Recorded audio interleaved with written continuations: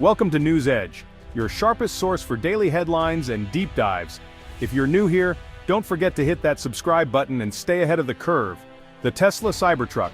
Love it or hate it, you can't ignore it. With its sharp, angular lines and unmistakable presence, it's a vehicle that demands attention wherever it goes. Whether you see it as a bold leap forward or a bizarre experiment, the Cybertruck has become a symbol of the automotive future.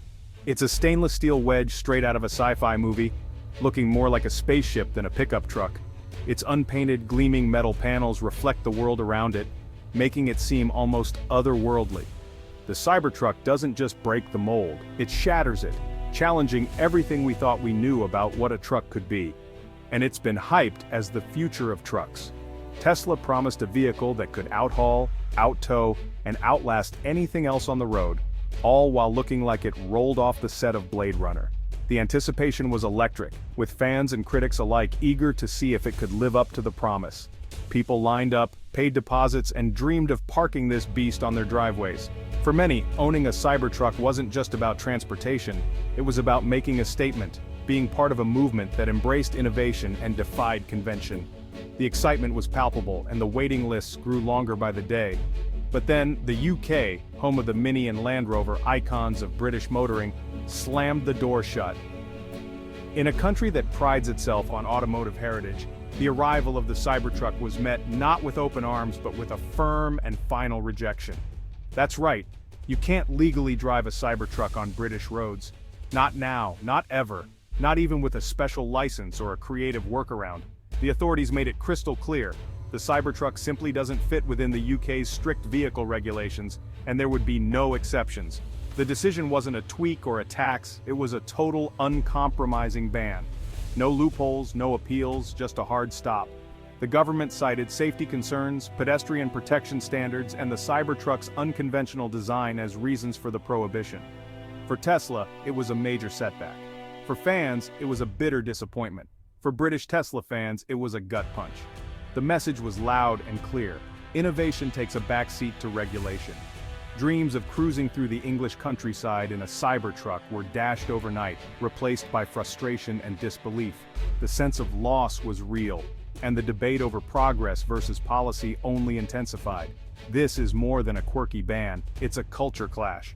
On one side, you have Silicon Valley's wild ambition, a place where rules are meant to be broken and the future is built at breakneck speed. On the other, Britain's meticulous rulebook, where tradition and caution often outweigh risk and experimentation. The Cybertruck became the unlikely battleground for these two worldviews. In this battle, the clipboard-wielding bureaucrats have won, leaving the Cybertruck as nothing more than a very expensive, very illegal garden ornament. Owners can only admire their futuristic trucks from afar, unable to take them on the open road. The dream of a British Cybertruck revolution has been reduced to a static display, a conversation piece rather than a mode of transport. The future, at least in the UK, has been put on hold. For now, the Cybertruck remains a vision of what could have been, a glimpse of tomorrow, locked out by the rules of today. Whether this is a temporary pause or a permanent roadblock remains to be seen, but one thing is certain, the debate over innovation and regulation is far from over. Why did the UK's regulators ban the Cybertruck?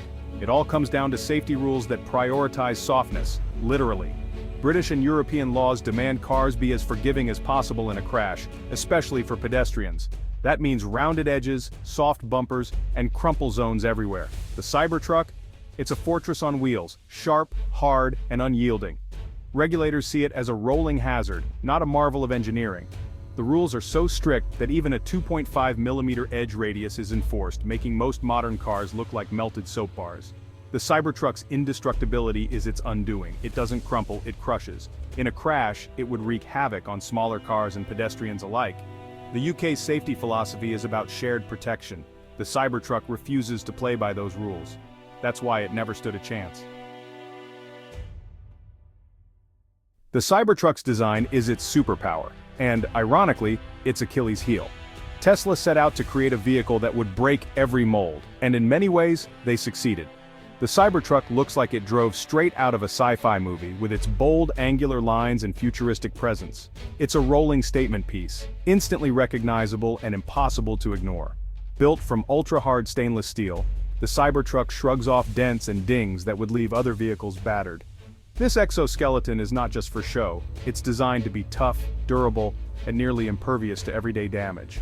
Owners can park without fear of shopping cart collisions or careless door swings, but those same sharp geometric angles that make it so distinctive are a regulatory nightmare, especially outside the United States. The very features that make the Cybertruck look invincible are the ones that make it controversial. In Europe and the UK, strict safety rules demand soft, rounded surfaces on vehicles to protect pedestrians in the event of a collision. Edges must have a minimum radius, usually 2.5 mm or more, to reduce injury risk. The Cybertruck's crisp, unyielding lines failed these tests spectacularly, making it a non-starter for European roads. Compare it to a typical European car, with its gentle curves and forgiving bodywork, and the difference is obvious. The Cybertruck's aggressive styling is the polar opposite of what regulators want to see. Then there's the sheer size and power. The Cybertruck is massive, with instant electric torque that can outpace most vehicles. On narrow British streets surrounded by compact hatchbacks, it's not just out of place, it's potentially dangerous. In a collision, the Cybertruck's weight and rigidity mean it could easily overpower smaller cars, turning a minor accident into a major disaster. The safety imbalance is clear, and regulators are rightfully concerned. And let's not forget the lighting. That dramatic full-width LED light bar across the front? It looks incredible, but it's totally illegal under UK rules, which strictly regulate the placement and brightness of vehicle lights to prevent glare and confusion. Add in unapproved technology like Tesla's steer-by-wire system, which replaces traditional mechanical steering with digital controls, and the list of compliance issues just keeps growing. Each of these features would require extensive redesigns and recertification to even be considered for UK roads. The Cybertruck isn't just a little non-compliant, it's fundamentally incompatible with the UK's entire approach to vehicle safety and regulation. Every bold design choice that makes the Cybertruck unique and desirable in America is exactly what makes it illegal in Britain. It's not just a matter of tweaking a few details, it's a total mismatch of philosophies. In the US, the Cybertruck is celebrated as a symbol of innovation and rugged independence, but on British roads, it's a regulatory headache. Stop before it even gets started.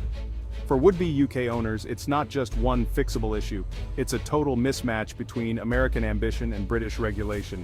The paperwork isn't just rejected, it's a hard no. The Cybertruck is a masterpiece of design and engineering, just not for these roads.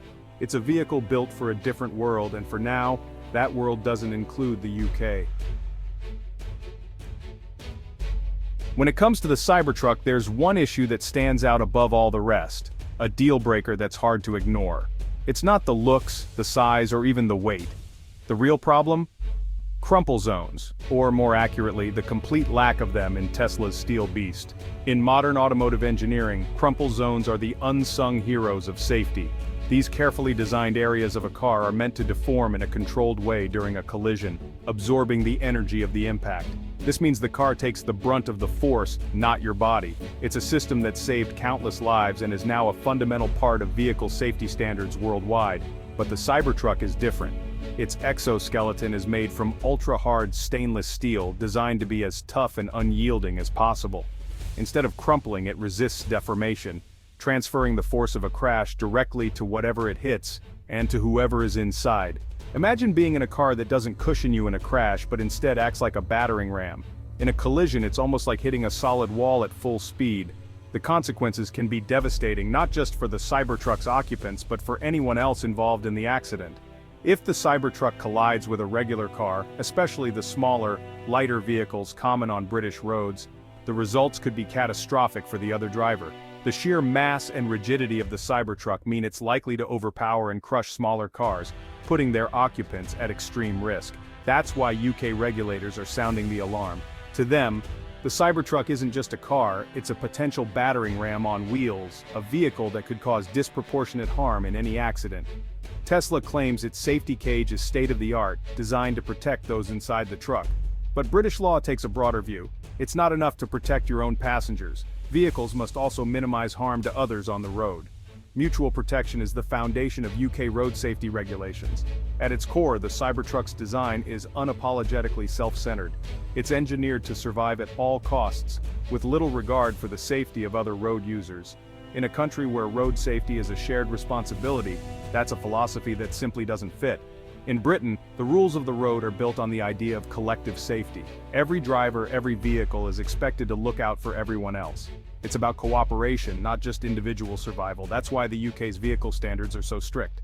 They're designed to ensure that no one vehicle poses an outsized risk to others, no matter how tough or advanced it claims to be. Unless Tesla is willing to completely rethink the Cybertruck structure, adding real crumple zones and prioritizing the safety of everyone on the road, it's unlikely the vehicle will ever meet British approval.